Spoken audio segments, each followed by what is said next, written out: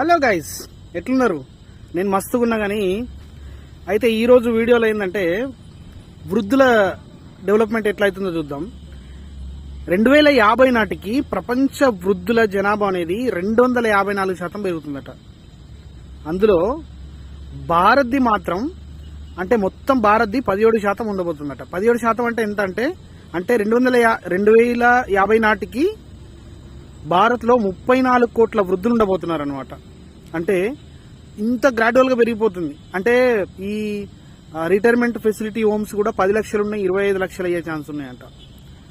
So దీనికి కారణం ఏంటంటే మనం ఇంతకుముందు మాట్లాడుకున్నాం, డింక్ కల్చర్ కావచ్చు, అంటే పిల్లల్ని కనకుండా ఉండడము, ఎందుకులే అనుకోవడము, అంటే వృద్ధుల సంఖ్య అనేది గ్రాడ్యువల్గా పెరిగిపోతూ ఉంటుంది అన్నట్టు. కాబట్టి మనం జాగ్రత్తగా ఉండాల్సిన అవసరం ఎంతైనా ఉంది. ఎందుకంటే యువతనే మనకు వెనుముక్క దేశానికి.